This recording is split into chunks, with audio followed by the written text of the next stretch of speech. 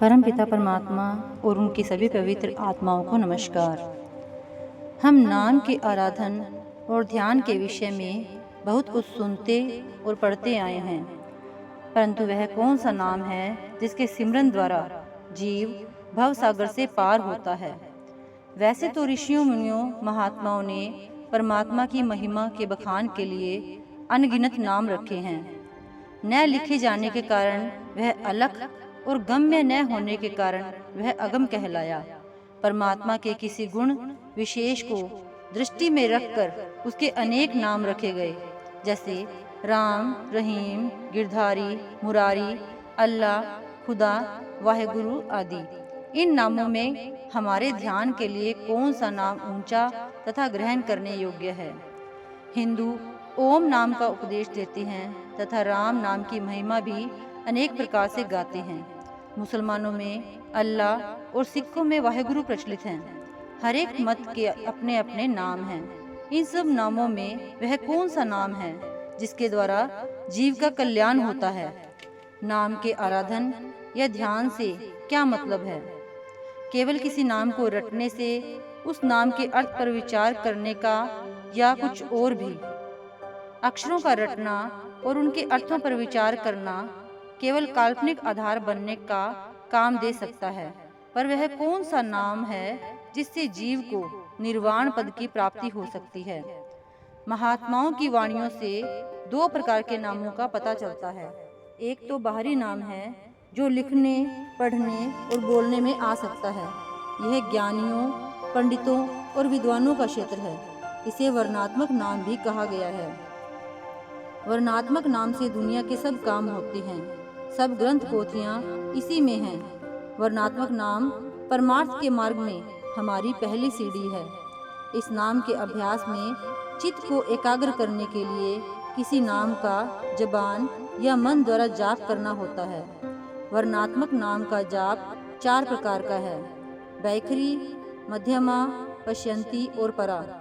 बैखरी में जबान के द्वारा, मध्यमा में मन के द्वारा कंठ चक्र पर, पश्यंती में मन द्वारा हृदय चक्र पर और परा में मन की सूक्ष्म वृत्ति के द्वारा नाभि चक्र पर जाप किया जाता है। इस प्रकार के नाम के जाप से कुछ सुख तथा शांति आती है, पर वह पूर्ण नहीं है, क्योंकि ये सब स्थान तीसरे तिल या शिव नेत्र से नीचे नीचे हैं। दूसरा अगम, अगोचर या गुप्त नाम है, जो स्वयं परमात्मा से निकलता है और उसका ही प्रकट रूप है। इसे धुनात्मक नाम कहा जाता है।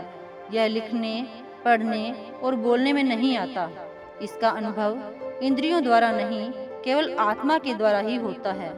यह एक चेतन धुन है जिसे केवल आत्मा ही सुन सकती है। यह मन और बुद्धि की सीमा से परे है। इसका लफ्जों में वर्णन नहीं हो सकता। यह बगैर जीवा के तीसरे तिल में जपा जाता है। यही वह सच्चा नाम है जिसके मिलने से जन्म मरण के चक्र से सदा के लिए छुटकारा मिल सकता है। यह धुनात्मक नाम है तो हर एक मनुष्य के अंदर, पर जब तक कोई नाम का भेदी न मिले, इसकी धुन नहीं सुनी जा सकती। वर्णात्मक नाम मन को एकाग्र करने के लिए आवश्यक है, पर धुनात्मक नाम के बिना आत्मा सिमट कर ऊपर रूहानी मंडलों में नहीं चढ़ सकती। वर्णात्मक नाम बोला जाता है और हर एक देश की भाषा में भिन्न है, पर धुनात्मक नाम की कोई भाषा नहीं, क्योंकि वह मनुष्य मात्र के लिए एक ही है। संतों का उपदेश सबके लिए समान है। संसार के सब वर्गों और जातियों के मनुष्यों के लिए उस एक धुनात्मक नाम का ही उपदेश है। संतों का कहना है कि परमात्मा एक है तथा उससे मिलने का मार्ग भी एक ही है। यह एक ऐसा मार्ग है जिसमें जाति, देश या धर्म बाधक नहीं होते। किसी भी जाति या मजहब का व्यक्ति इस मार्ग को बगैर किसी रोक टोक के अपना सकता है। यह नाम का मार्ग सब घट के अंदर है और अनादिकाल से चला आ रहा है। हर युग व काल में संत इसी प्रकार का प्रचार करके जीवों को कल्याण के मार्ग पर लगाते आ रहे हैं। नाम की धारा सारे ब्रह्मांड में परिपूर्ण रूप से व्याप्त होकर सबकी संभाल कर रही है। यह शरीर भी ब्रह्मांड का छोटा सा नमूना है और वह धारा इसके अंदर भी व्याप्त है। इसी नाम की धारा के द्वारा हमारा परमात्मा के साथ तार बंधा हुआ है, जो कभी तोड़ने से भी नहीं टूट सकता। यह धारा मस्तक से शरीर के नीचे के भागों तक जा रही है। जिस प्रकार मछली पानी की धार के सहारे ऊपर चढ़ जाती है, उसी प्रकार आत्मा नाम की डोर को पकड़कर नाम के भंडार में पहुंच सकती है। इसको छोड़कर और सब साधन प्रवृत्ति के मार्ग हैं। सच्चे नाम की प्राप्ति के लिए नाम की कमाई करने वाले किसी पूर्ण महात्मा से दीक्षा प्राप्त करने की आवश्यकता है। नाम में निर्मल ध्वनि है जो प्रत्येक मनुष्य के अंतर में हो रही है। किसी पूर्ण संत की शरण में जाकर इसका बोध मिलने पर ही यह सुनाई देती है। Thank you.